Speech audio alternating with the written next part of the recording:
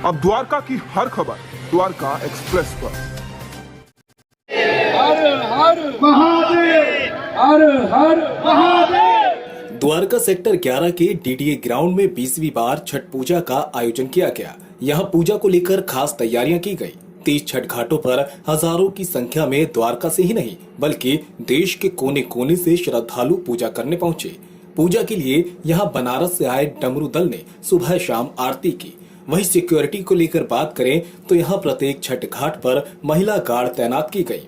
छठ घाट पर बेहद खूबसूरत सूर्य मंदिर बनाया गया, जहां श्रद्धालुओं ने पूजा की और पूजा करने आए श्रद्धालुओं ने द्वारका सेक्टर 11 के छठ घाट को देश का नंबर 1 छठ घाट बताया।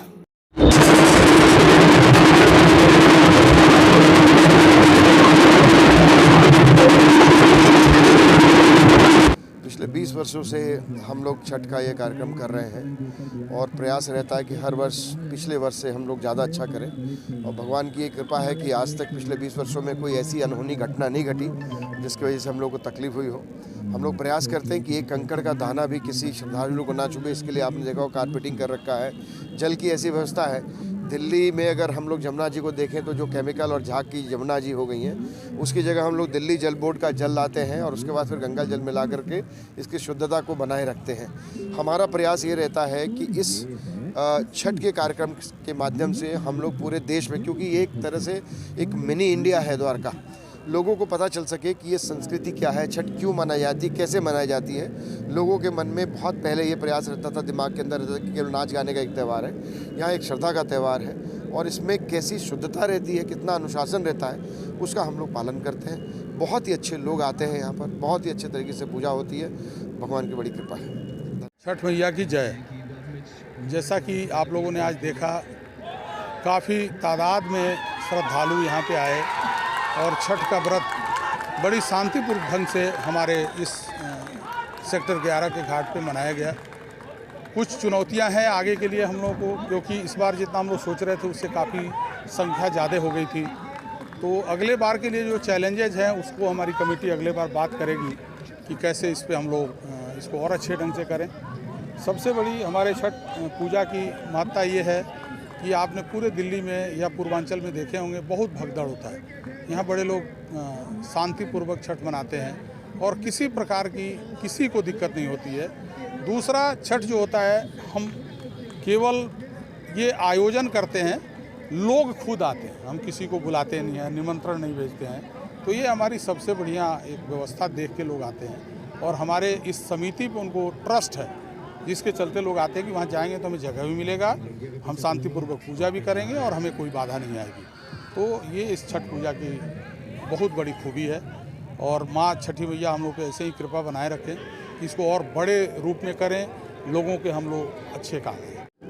बहुत अच्छी व्यवस्था रही है यहाँ पर। जैसे कि द्वारका में ऐसी छठ पूजा कहीं देखने को नहीं, काफ़ी जगह घाट बने हैं, पर जिस तरह से ये पक्के घाट और बिल्कुल हाइजीन और जो प्रोटोकॉल है गवर्नमेंट का, जिस तरह से साफ़ सफाई रखनी है, उसको पूरा ध्यान में रखते रॉबिन जी और उनकी पूरी एडीआरएफ की टीम, हिंदू परिषद की जो टीम है उनकी पूरी, उन्होंने छठ समिति के लोग, इन्होंने प्रॉपर अपना रात दिन एक करके इस जो छठ घाट को तैयार किया है। बहुत अच्छा है, बहुत अद्भुत लग रहा है। ऐसा लग रहा है कि हम कहीं बनारस में आरती करने चले गए हैं या कहीं बिहार में कहीं अच्छी गंगा नदी के सामने हम छठ पूजा मना रहे हैं। और सबसे बड़ी बात, हम लोग एक संघ है हमारा, भारत तिब्बत समन्वय संघ, हम उसके लिए कैलाश मानसरोवर की मुक्ति के लिए प्रयास कर रहे हैं। और आज हमें बहुत अच्छा लगा कि यहाँ पर हमने इतने लोगों के बीच में छठी मैया की आशीर्वाद से हमने एक महासंकल्प लिया।